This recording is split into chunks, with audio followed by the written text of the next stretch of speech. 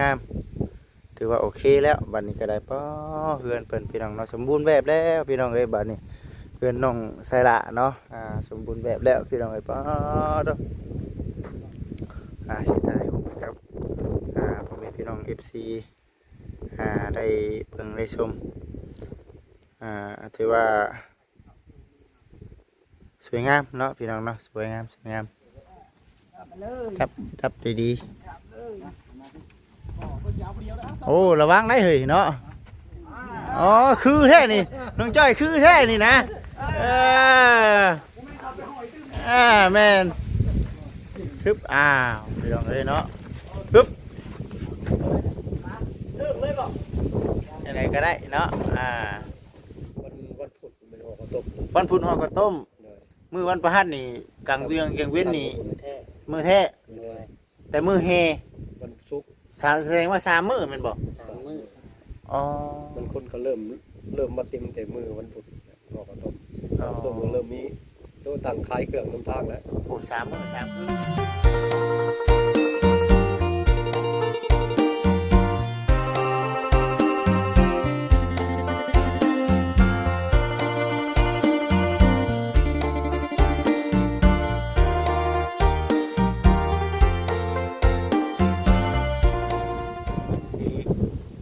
ลมเนาะบรรยากาศก็ถือว่ามันร้อนหนาวเนาะพี่น้องเนาะห่มผ้าก็ร้อนเอาออกก็หนาวแบบนี้นะพี่น้องเอ้ย แต่ว่าอยู่ในช่วงตอนเว้นแบบนี้นะบรรยากาศก็โอเคอยู่แต่ว่าช่วงตอนสีแจ้งเนาะเย็นจนขี้ง้อฮ้อนลุกก็ถือว่าเริ่มแล้วเริ่มสีเข้าฤดูหนาฮ้อนนั่นแหละบัดนี้ก็ได้พี่น้องเด้อเนาะทางบ้านเฮาเนาะทางต่างประเทศเพิ่นก็ว่ายังหิมะตกอยู่ว่าซั่น เอาจังไดก็เบิ่งแย่งสุขภาพเจ้าของคนอื่นก็กราบทักทายสบายดี FC เปิดทุกผู้ทุกคนทางฝั่งลาวฝั่งไทยทางต่างประเทศพี่น้องเอ้ยพบกับบ่จิตเก่าเช่นเดิมเด้อมื้อนี้ก็ได้ก็ถือว่า มื้อนี้เนาะสิมาอัปเดตเฮือนของทางน้องสละบ่จิตเองก็ได้ทำหน้าที่เป็นสะพานบุญให้กับทางแม่อ้อยเนาะออสเตรเลียพุ่นแหละพี่น้องเนาะพร้อมด้วยครูเพิ่นเนาะก็ถือว่ามื้อนี้เนาะก็สิมาถ่ายเบิ่งก่อนตั้งแต่เพิ่นเฮ็ดตั้งแต่เพิ่นนุกเสาจิตเองก็บ่ได้มา ก็ขอโทษขออภัย FC หลายๆรับแย่งเพิ่นพร้อมเพราะว่าถึกช่วงเวียกพี่น้องเนาะเวียกน้ำเพื่อนน้ำชานน้ำแหน่เนาะเวียกงานหลายมันงานอ่างมันเท่าเลยต้องได้เคลียร์จุดให้มันสำเร็จไปทีละขั้นตอนนะพี่น้องเนาะรับผู้ใหญ่เป็นดังเรื่องที่กันว่าผู้จิตบ่ได้ไปไว้หาไว้กับขอโทษขออภัยนำหลายๆเนาะถึงช่วงเวียกแน่แต่ว่าเดี๋ยวนี้กับปัจจุบันนี้ก็ใครในได้ละวันนี้ก็ได้เคลียร์งานมาเทื่อเล็กเทื่อน้อยก็ถือว่าสำเร็จเสร็จสิ้นแล้วล่ะเนาะบัดนี้เนาะน้องเอ๋ยสิอัปเดตให้กับ FC ได้เมืองก่อน มื้อนี้ก็ซื้อเตียงพี่น้องเนาะซื้อเตียงมาให้เตียงนั่งนี่แหละเป็นยังไงอยู่เนาะเตียงนั่งเป็นที่ไว้ใส่ก็ได้จังหวะกันเนาะลมแท้นี่พี่น้องเอ๋ยก็ไปเบิ่งไปชมน้ำกันเด้อแม่พี่น้อง FC ลมพัดวีอยู่เนาะเตียงบ่จิตซื้อมา2 อันพี่น้องเนาะที่แรกนะพระผู้ใหญ่เพิ่นว่าอยากได้3แต่ว่าจิตว่าโอ้ย3นี่คือ4บ่ได้นะรถนั่นแหละพี่น้องเนาะเอาแก่หลายก็อันตรายเด้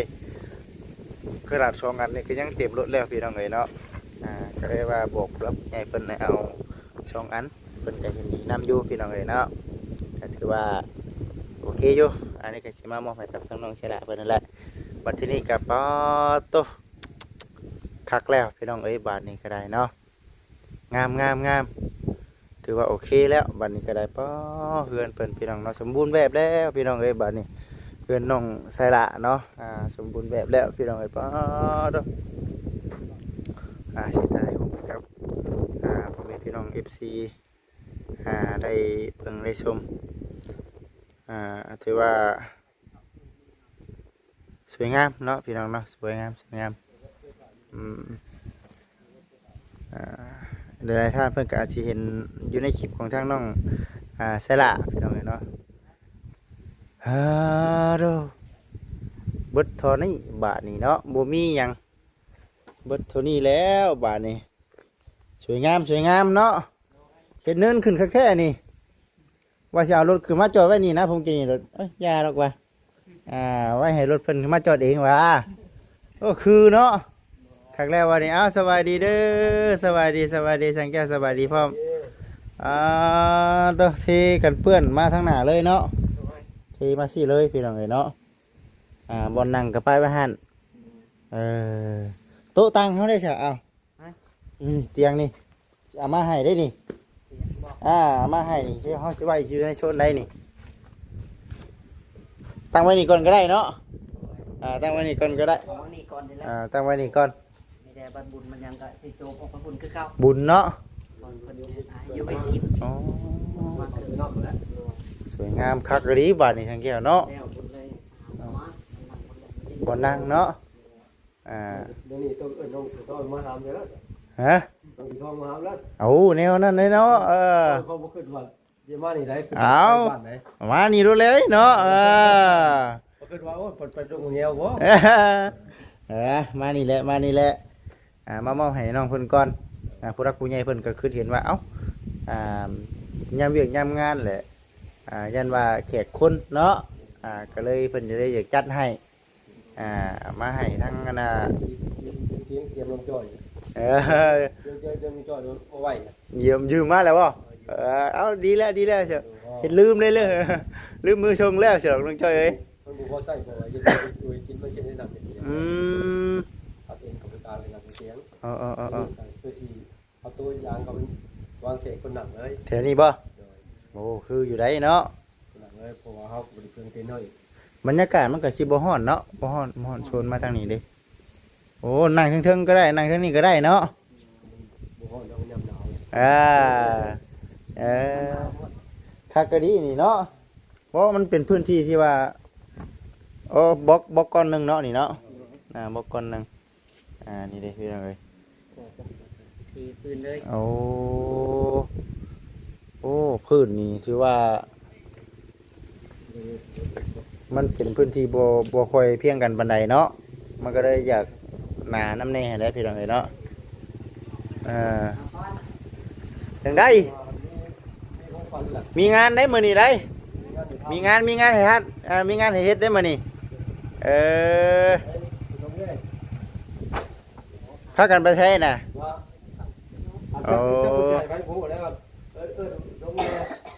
เอาใส่อันถือท้องสบายดีเด้อเนาะเอาเนาะมานี่แหละมาอันน่ะไปนี่แหละเนาะน้องถือท้องอยากได้ก็ตอนแรงจึงเอาเนาะให้น้องใช้หลานอนก่อนน้องใช้หลานอนก่อนจึงมาลอยเอาโอ้ยไอ้พี่น้องเอ้ยบ่ชงสบายดีเด้อสำเร็จแล้วเป็นบ่เวียกบัดนี้เวียกอย่างแน่บัดนี้ปัจจุบันเวียกงานนี่ยังหลายป่ะหลายขั้นตอนที่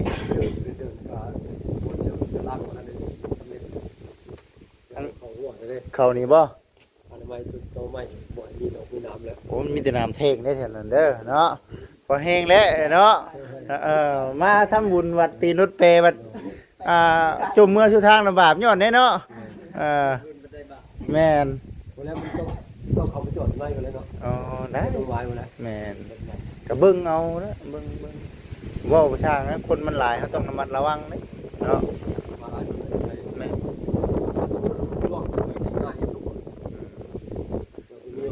บ้านเพิ่นเมืองมันหลายบ้านมาเขาต้องรักษารถเพิ่นดีๆเนาะ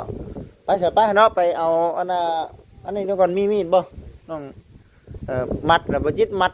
คักได้แต่ว่าแก้บ่เป็นพี่น้องเนาะป่านออกเลยโอ้คักพ่อบ่นี่พ่อเบิดบ่มันค่าตัวใดพอดีเบิดเลยเนาะโอ้ ติเลยพี่น้องเอ้ยเนาะเครื่องของเนาะบ่จิตเองก็บ่ได้มาอัปเดตเลยนะแบบว่าสั่งงานแบบว่าให้ทับร้านเพิ่นเอามาให้เลยว่าซั่นนะพี่น้องเอ้ยปูนเฮซ้ายเฮาเด้เปเลยฮู้เนาะโอ้ยคักแน่ดินี่พี่น้องเอ้ยเนาะไปหาขอเฮือกขอแห้งได้เด้อเนาะโอ้ดินหุ่งดินแห่เฮาเนาะเบิดเลยนี่เนาะโอ้คือลมแท้บ่นี่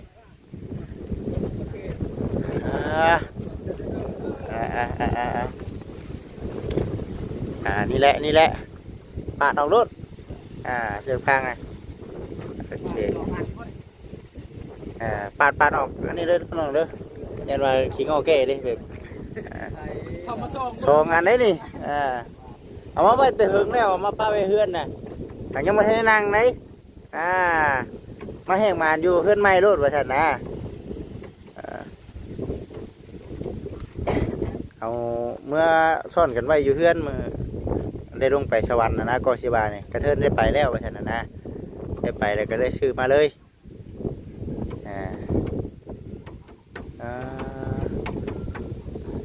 เอาเมื่อปลาไปเฮือนโอ้ยตัวงามแท้ว่าซั่นเอามานั่งโอ้ยว่าบ่ได้เลยว่าของเจ้าว่าซั่นไว้เฮ็ดอยู่เฮ็ดกินเนาะบ่นั่งเฮ็ดอยู่กินขึ้นไปเทิงน้ำเนาะขึ้นไปเทิงเอา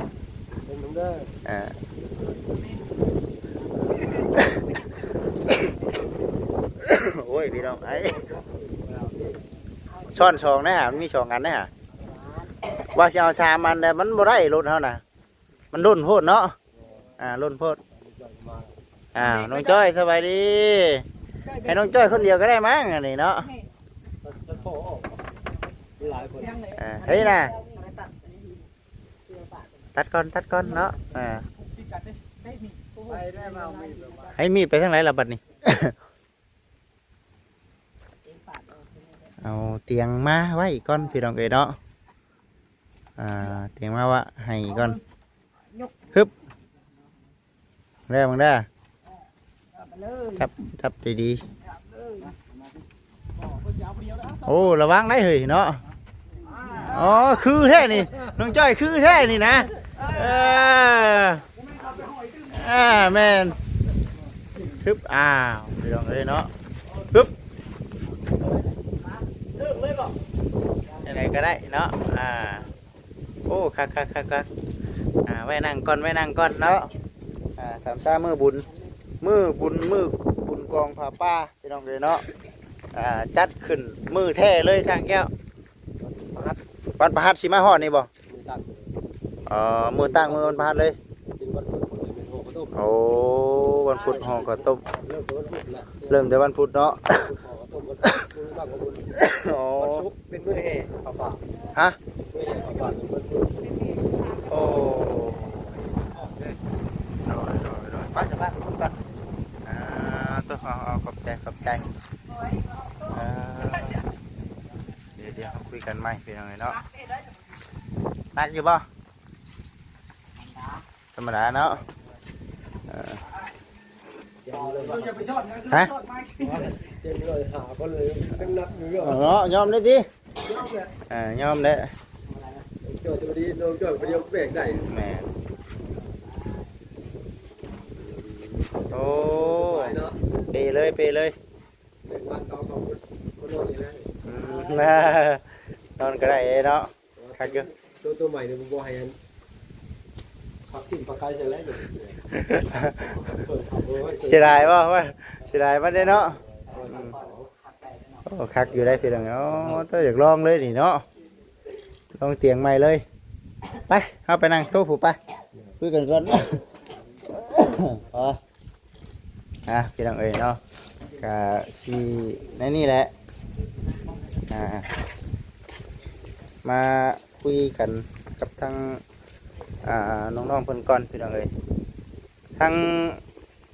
บ้านน้องเสือทองถือว่าคือเก่าเนาะยังคือเก่าอยู่ถือว่าโอเคแล้วยังมีน้องวีบ่นอนนำอยู่เป็นบ่บ่ส่งทางเคียได้แถวนอนใช้บ่นี่ใช่ละปันกันเนาะ มันจังอุ่นเนาะมันจังอุ่นเด้ออันนี้ก็เป็นทั้งแม่อ้อยเด้อน้องเด้อแม่อ้อยเป็นซื้อเตียงมาให้บ่แล้วก็เพิ่นก็อยากให้ทั้งถ้าเฮานี่แหละเฮ็ดอยู่เฮ็ดกินให้มันสะดวกสบายหรือว่าแขกคนมาเอาภาษาในเรื่องที่เฮ็ดไปทั้งเรื่องที่มันเดือจากบนทำมาบนเฮ็ดอยู่เฮ็ดกินก็เฮ็ดบนนั่งก็ได้นะก็เบิ่งไปแต่ว่านี่คุณเป็นจริงเฮาสิเอาเต็นแม่นบ่ เต้น เต็นนี่เท่าไหร่ก็เต็นเฮาจ้างเพิ่นจักอันก็6อัน พวกอันนี้มันเท่าไหร่ก็ อัน1 2เซน5เป็นล้าน ร้านหาเนาะ ร้านหานี่คือเฮาเรื่องงบนี่เฮาวางแบบใดก็แบบมีคนมามู่บ่สิเอาไปให้ ขึ้นว่าแบบนั้นเนาะเห็นมันพอกับคันว่ามีเอาเดี๋ยวว่าคันมีผู้ศรัทธาอยากสมทบจ่ายค่าตู้ค่าเต็นท์นี่ก็ได้คือกันนี่ก็เนาะก็เป็นการทำบุญอีกเนาะล้านหนึ่งก็ล้าน500,000เนาะนี่แหละพี่น้องเอ้ยเนาะคือเริ่มเนาะว่าอะไรใกล้แล้วล่ะใกล้สิฮอดยามใกล้สิฮอดมื้อบุญนั่นแหละเนาะใกล้สิฮอดมื้อบุญแล้ว เสาร์แล้วเนาะเสาร์แล้ว มื้อนี้มื้อวันเสาร์มื้อวันอาทิตย์มื้อแท้ๆเลยวันพุธเป็นห่อข้าวต้มวันพุธห่อข้าวต้มมื้อวันพฤหัสนี่กลางเวียงกลางเว้นนี่มื้อแท้แต่มื้อเฮวันศุกร์แสดงว่า3มื้อแม่นบ่3มื้ออ๋อมันคนก็เริ่มมาเต็มแต่มื้อวันพุธห่อข้าวต้มเริ่มมีตัวตั้งขายเครื่องนำทางแล้วโอ้3มื้อ3คืนนะโมเมนต์เนาะ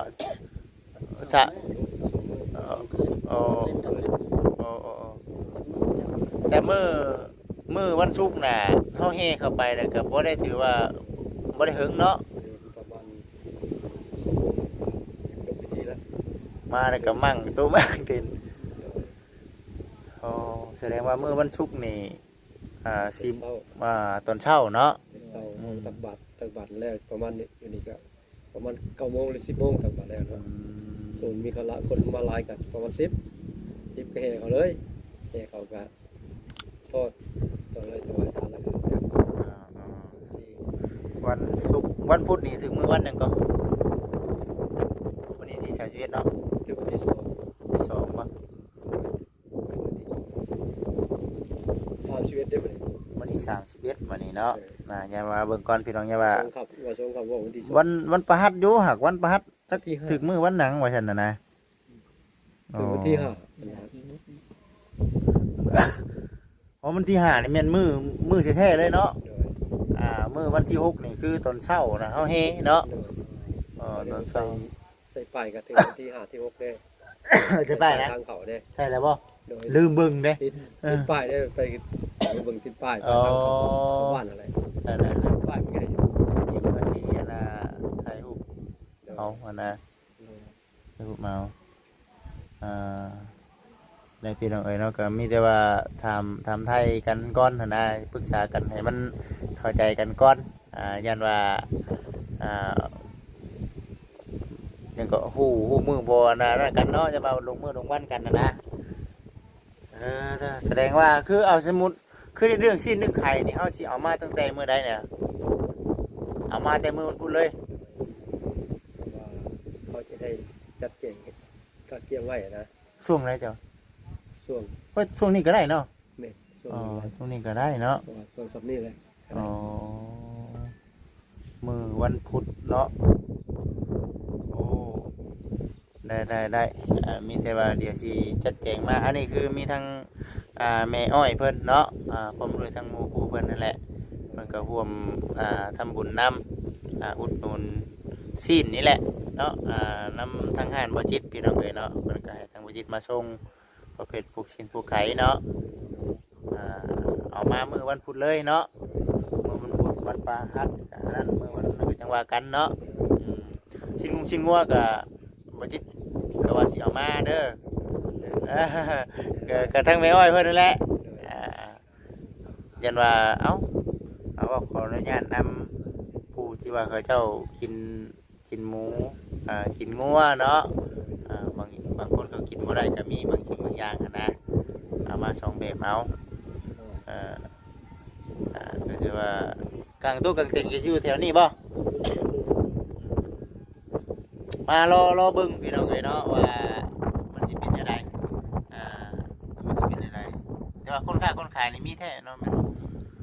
บ่มีแท้ โอ้สิมาหน่อยมาหลาย บ้านมันก็หลายปานใด มันก็ส่งกับบ้านเฮาได้ สิหลายเติบ เอาเพจักบ้านก็ซั่นเนี่ย เพก็หลายได้ หลายบ่ หลายในกลุ่มบ้านก็ว่า30บาทแล้วเอาออกอันสาขาเรื่องเคยอีกเด้สาขาเรื่องเคยก็ประมาณ10กว่าหมู่บ้านบ้านแม่บ้านเราแถว ไปฮอดเลยบ่ฮอดบ่เลย สาขาได้สาขาของยโพธิทนเบิด โอ้ สาขาเพิ่นต้องสถาเพิ่นต้องไปฮอดเพิ่นว่าเฮ็ดจังไงฮอดเด้อทนเด้อ เอา จะเป็นได้ไปใส่อยู่บ้าน ได้ไปฮอดเพิ่น ไป เนาะ ใส่อยู่บ้านแม่บ้านยังลงฮอดส้มบ้านส้มสะอาดได้รักษาสิบาท ไปฮอดพุ่นบ่ ใส่บ้านส้มสะอาดใส่แต่บ้านส้มสะอาดนั่นแหละ ไกลดีเนาะ สถาเพิ่นได้สถาผู้อยากเฮ็ดจักสร้างนำ อืม เป็นคำว่าบริจาคซีแพ็คนำประมาณ100แผ่นก็บ้านส้มสะอาดเนี่ย อ๋อบ ริจาคแต่ซีแพ็คก็บ่พอดอก100แผ่น น้อยแต่ว่าคือหลังจากว่าจบเวียกจบงานมาเนี่ยก็คือเฮาก็มาสรุปเบิ่งเงินว่ามันยังเหลือตอนนั้นตอนนี้ โดย เอาแล้วก็เข้าวัดเลยบัดนี้ โดย โอ้เข้าวัดก็เพิ่นก็สร้างประตูหั่นแหละเนาะแม่นบ่กล้าว่ายังจักเปอร์เซ็นต์ก็ทางน้องใช่ละประตูคุงนี่ ก็คงว่าโอ้ยยังหลายเด้อ ยังหลายบ่ยังบ่เปอร์เซ็นต์บ่ได้บ่ อ่า สิได้อยู่วาง มุกสิได้ 30% มุกได้เรา40 50 โอ้ประมาณนั้นบ่ อินว่าได้ต่อขาแล้วกันนะ% อืม เพราะแนวเผื่อมุงเขาได้แนวมุงแต่มุงแล้วก็ยังยอดโซฟา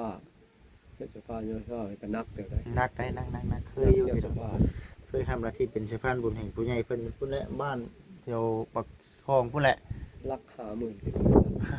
นัก นะครับด้านนี้ เอาตัว3เนี่ยนักเด้อ แต่ล้าน10ล้านนึงสิ10กว่าล้านบ่คือเข้าตะกี้หรอกว่าเข้าตะกี้ เดี๋ยวนี้ แต่ปีเดี๋ยวนี้เทคโนโลยี แม่นโอ้3-4 ปีขึ้นดัง ตามถามเหมือนก็50,000 บาทตามถามโอ้นักเด้อ ยอดเสื้อผ้านี่เฮาไปเอาอยู่ไสก่อนยอดเสื้อผ้านี่ ก็เอาตามร้านขายเครื่องมือมันก็มี แต่ว่าคือว่าเพลงแท้ๆเนาะมันใส่มันแพงหายอดแท้ก็บ่แพงมันเป็นอ่านมันเด้ บ่ มันเป็นอาซื้อเขาซื้อยอดเขาต้องซื้ออ่านมานํ มันเน็บใส่ เขาบ่มีอ่านปันเต็นเน็บบ่ได้มันมีศพมันต่างหากในศพเด้โนสว่า จักอันก็เขาว่าเป้าหมายยอดเสื้อผ้า เก้าอัน เก่าเลย ยอด ใส่อยู่ในประตูโค้งนะ โดย อ๋อคันบ่มียอดเสื้อผ้านี่ก็บ่แม่นเนาะมันบ่แม่นเนาะ มันบ่คือมันบ่คืออยู่ในวัดว่า วัดเนาะ โดย วัดนี่มันต้องมีอยู่แล้วเนาะ ว่า เออย อดใหญ่ยอดน้อยยอดกลางแล้วบัด เก่าต้นดิ เก้าต้น แม่นอยู่ได้พี่น้องก็อันนี้ก็ยังบ่ได้มีผู้ศรัทธาเนาะ ยัง แต่ก็เฮาก็ลองเบิ่งคันว่าอยู่ในเงินเฮาเฮ็ดประตูคงมันเพียงมันพอเฮาก็เก็บถอนโฮมใช้เนาะ โดย แต่ว่าจุดประสงค์หลักๆการเฮ็ดบุญของพ่อป้านี่คือใจประสงค์แท้ๆนี่อยากหาเงินพี่น้องเนาะขณะไปสร้างวัดว่าเนาะทางสังเกตเพิ่นเป็นผู้นำพาชาวบ้านชาวเมืองเนาะเฮ็ดนะพี่น้องเอ้ยที่ว่าทั้งครอบครัวทั้งสังเกตนี่เต้นเล่นหลายกว่าหมู่เนาะ โดย เฮ็ดนั่นเฮ็ดนี่ก็คือว่าหลายกว่าหมู่อะไรพี่น้องเอ้ยเนาะเพราะว่าเขาเป็นคนจัดงานเด้ ส่วนเรือต่างๆที่นำเขาไปเอาไปเป็นสร้างแล้วขอเห็นบุญน้าวเห็นบุญเลยบุญพระป่าพอได้มีรายหับเขามาสร้างโต๊ะตะกี้คิดว่าสิบุญบุ้งในปีนี้ บ่ ตอกไม้ไว้ระยะว่ะ โอ้ยพอดีเนาะตากฝนตากแดด เพิ่นว่าโอ้ยแม่นผมเห็นลงเบิ่งจะได้เพียงพอเนี่ย อ๋อคือ เนี่ยไม่บ่ทันพอได้ตอนนี้ เอาไปเฮ็ดเพื่อลูกเพื่อหลานเพื่อบ้านเพื่อเมืองเนาะอืม ก็เลยปรึกษาน้องทำนักเขตบ้านก็นัดเพิ่นว่าเฮ็ดเขตแล้วเห็นเจ้าป่าเฮ็ดทางบ้านแล้วบ่มีทุนมีฮ้อนปานใดอันนี้ก็คุยกันแล้วว่าสิมีแต่เงินซื้อของคุณแล้วว่า โอ้ ไม่จะซื้อของคุณแล้วส่วนเฮ็ดคอยแผ่ไปในบ้านในเมืองเอา อืม คอยแผ่ไปมื้อนี้ก็เพิ่นก็ออกแผ่ออกไปแผ่อยู่ทางซิโนให้จักออกซิโนไปจักรถ2คันเด้ น้อย ให้เพิ่น น้อย เอาเงินใส่น้ำมันให้เพิ่นคันละ300,000 น้อย แล้วก็ทางไปได้ไปน้ำหรอไม่ได้ว่างไม่ได้จะไปน้ำ แต่ว่าในเรื่องโดยในเรื่องของอยู่ของกินนี่เฮามีแต่อันนี้บ่มีอยู่ว่าปูปลาน้ำในนั้นในนี้ ก็มีอะไรหนึ่งปลาใส่พัด อ๋อ ใส่ปลาเขาปลาให้ครูบาอาจารย์ไปได้ แม่น ปลาขับปุ้น ผมก็ปุ้นเนาะตัวนี้ก็เฮาก็สิจัดแจงเองแม่นบ่ซั่น แม่สมมติว่าสินไข่เนี่ยเพิ่นก็ว่าบ่ใส่ก็ได้ว่าเฮากันบ่คือเนาะ แม่นอยู่บ่ใช่ก็ได้แต่ว่าแต่คือคนทั่วบ้านเมืองเขาเจ้ามาเนี่ยเขาเจ้ามากินข้าวน้ำนี่บ่ด้วยว่าซั่น ก็มาอยู่นี่แต่ว่ามันก็มีพาเขาพาชาวบ้านมาหับน้ำ โอ้คิดว่าถ้าแต่มากินแต่ในนี่นะบ่พอเด้คำว่าอันนี้เฮานี่เนาะ ก็รอพักเบิ่งว่าเพิ่นสิมาหลายมาน้อยจำใด อันนี้จะว่าก็สิถามถึงจุดนี้น่ะมันสิพอบ่นะมันหลาย เราพักเบิ่งว่าเพราะแนวว่าพาเขาพาปลาน้ำบ้านเมืองได้เพราะว่าบ้านน้อยกับบ้านใหญ่มันเป็นจัดงานกัน โอ้ รายสมุนรายหับก็ยังแบ่งออกบ้านน้อยนี่บ้านใหญ่นี่ อืม เป็นรายหับสมุนรายหับก็มากเป็นเรื่องเงินมูทานนี่ต้องแบ่งแล้วนะ อืม เกิดจากการใส่จ่ายเช่นมันยังแล้วขอบคุณแนวมาพี่แน่ อ๋อ สองวัดเห็นน้ำกันเลยนะเพราะเดี๋ยวบ้านน้อยก็จะกำลังสร้างประตูโค้งด้วยกันบ้านใหญ่ก็สร้างประตูโค้งด้วยกัน ก็รอเบิ่งไปเนาะเราฟังไปแต่ว่าเรื่องความอยู่ความกินนี่คือเฮาเว้าอยู่ว่ามาค้ำกันเนาะ โดยเศร้านี่ก็ให้เพิ่นประกาศเพนำในนำแต่ละครอบครัวคือเฮือนละ1แพ็ค อ๋อ คือเฮือนละแพ็คเพนำน้อยนะ โอ้ยได้อยู่เนาะ จักสิได้บ่ได้ เอ เพนำมันน่ะ พอได้ โดยมาตึงกัน แม่นเติมกันเนาะ โดย ก็นั่นแหละพี่น้องเอ้ยเนาะถือว่าเฮาก็ฮู้มื้อฮู้วันเนาะแล้วก็มาปรึกษากันแหละว่าสิเฮ็ดจังไดดีเอาเครื่องเอาของมามื้อใดก็ถือว่าจัดแจงมาตั้งแต่มื้อเริ่มโลดเนาะ โดย ตั้งแต่มื้อเริ่มโลดพี่น้องเอ้ยมื้อวันพฤหัสก็ถือว่าคนก็ซุมแซวกันนั่นแหละฉะนั้นหลายเติบแล้วบ่จิตเบิ่งนี่เนาะ ได้เลย อืม ตอนแรกสิ่งขับใหญ่เขาขุดเหงาน้ำแล้ว พอได้ให้บนผักรถจักร พอได้มีบนผักรู้จักเนาะอืม เต็มข้อนึงก็ละได้แล้วอันเงินตัวนี้ที่เป็นเงินกงร้อนแหละ อ๋อ ของทหารที่คืนแหละว่าไปจักไปวันนี้ทหารเพิ่นเรียกได้ โอเคฉันเนาะไปฉันเนาะมันคือสิประมาณนี้แหละยันว่าทางบัจิตเองก็สิเดี๋ยวสิออกไปเวียกต่ออีกก่อนมีแต่ว่ามื้อวันพุธเด้อเนาะมื้อวันพุธเดี๋ยวบัจิตสินำเครื่องของมาโฮมกันนั่นแหละเนาะตามที่ทางผู้หลักผู้ใหญ่เพิ่นจัดแจงให้อันนี้ก็ได้มาบอกทางพ่อแม่พี่น้อง FC เพิ่มเติมยำหมอจอจันกันเข้ามาได้พี่น้องเอ้ยเนาะก็ถือว่าเฮาก็มีแต่ว่าสิถ่ายบรรยากาศนะครับผมเป็นพี่น้อง FC แล้วก็น้องถือทองน้องสลาก็สู้ๆเนาะถือว่ามื้อที่ผ่านมานี่ก็บ่ได้อยู่คือกันเนาะกิน เป็นบินคือกันเนาะ ในนั้นได้เนาะได้ผู้ใดมีแต่ว่าสู้ๆจนเท่าจบเวียกจบงานพุ่นแหละเนาะมีแต่ว่าเป็นจังไดก็รอเบิ่งรอชมไปนำกันเด้อพี่น้องเด้อเอาน้องใช่ละขอบคุณทั้งแม่อ้อยเพิ่นแน่ที่จัดแจงให้ในทุกสิ่งทุกอย่างแล้วก็พร้อมด้วยลงคุงหลังคาเฮานี่แหละเนาะต่อกระเทิบออกพร้อมพี่น้องเนาะอันนี้ก็โดนแต่ทาง ไม่อ้อยเนาะ โดย เพิ่นซัพพอร์ตให้อยากเฮ็ดให้มันจบมันงามนั่นแหละเนาะลงใช่ละโดย ลูกขอขอบคุณขอบใจหลายๆเด้อแม่เด้อที่ซอยซัพพอร์ตลูกเบิ่งแย่งลูกตลอดมา โดย บ่แม่นแต่ว่าอันซื้อเครื่องของหลายสิ่งหลายอย่างเป็นซ่านบ่จักว่าจะทำจักว่าจะเฮ็ดให้ลูกแม่หลายอย่างจังได๋ขอให้แม่อยู่ดีมีแรงสุขกายสบายใจขอให้แม่มีความสุขความเจริญความเจ็บป่วยได้ความไข้บ่มีแม่ปรารถนาสิ่งใดก็ขอแม่ได้ดังมนุษย์กดอยู่ในบางคนปล่อยจนเงินใช้เพิ่นสาเจ็บให้เจ้าสาได้เพิ่นสาไข้ให้เจ้าสามีขอให้แม่มีแต่สุขภาพมันยืนเด้อแม่เด้อสา ถูอยู่ดีแม่งอยู่ดีแม่ง ทั้งบอจิต โดยตีได้ แม่งคือกัน สะพานบุญในทาง โดย น้องๆขอให้อยู่ดีมีแห้งให้สุขกายสบายใจเดินทางตลอดปลอดภัยงานสิ่งใดขอให้เจริญลำเดินไปเมื่อนาได้เด้อ สาธุเช่นกันเนาะขอให้ดีไม่แห้งแล้วก็มีความสุขในสิ่งที่กำลังที่จะเกิดขึ้นมานี่แหละเฮาจังว่ากันอีกเทื่อเด้อไปก่อนพี่น้องเอ้ยมาสบายดีพี่น้องเอ้ยพี่น้องเอ้ยเนาะคือสิประมาณนี้แหละก็ถือว่าเพื่อนจบเพื่อนงามสวยงามแล้วล่ะพี่น้องเอ้ยบ้านนี้ก็ได้เนาะงามคักบ้านนี้โอ้ผู้รักผู้ใหญ่เพิ่นก็ตั้งอยากเฮ็ดให้เนาะอยากให้ได้อยากให้มีพี่น้องเนาะเดี๋ยวย่างเลาะก่อนเนาะลืมเลาะก่อนอ้อมเบิดเลยบ่อันนี้คือกันเปื้อนพี่น้องเนาะบ้านนี้เนาะกันเปื้อนปอตัวในโต๊ะใหม่บ่นี่ในโต๊ะใหม่บ่นี่ว่ะ โอ้เทกันเปื้อนอ้อมเบิดเลยพี่น้องเด้อเนาะเพราะน้ำจัดแจงมาเรียบร้อยบ่นี่ เอาโรงงานบ้านเฮานี่แล้ว อันนี้ได้โอ้ ที่ว่าเฮ็ดนั่นแหละ อันนี้ได้ ขอรู้เพิ่น ป่านินคำบ่นี่เบิดเนาะ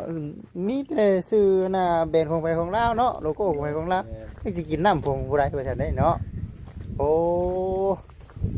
เทหอมเบิดดีนี่เนาะอันนี้มันคืออีหยังนี่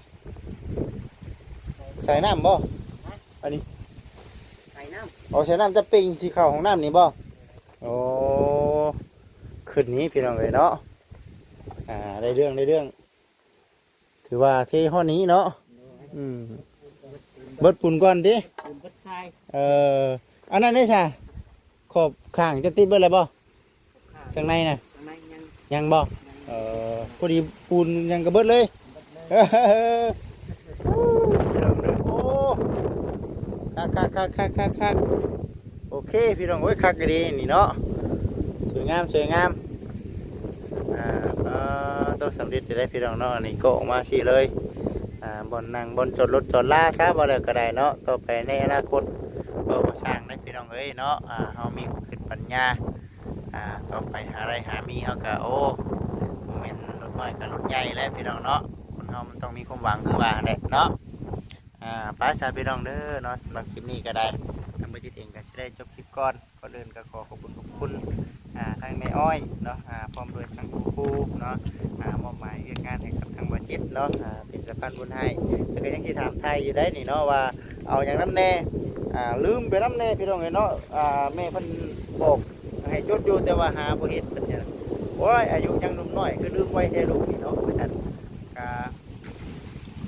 สิพยายามจดไว้อยู่พี่น้องเนาะแต่ว่าช่วงที่บ่จิตจดไว้น่ะมันเฮียเนาะมันบ่หาบ่เฮ็ดพี่น้องเอ้ยเนาะบ่แม่นว่ามันเฮีย อยู่นำเพื่อนนั่นแหละแต่ว่า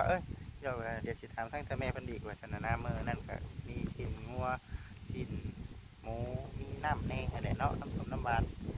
3-4อย่างนี่บ่เดี๋ยวถามทางแม่เพิ่นดีก่อนเอาอยู่ดีมีแฮงเด้อแม่ๆเด้อเนาะ FC น้ำสำหรับคลิปนี้ขอกล่าวคำว่าสบายดีโอเคพี่น้องเอ้ย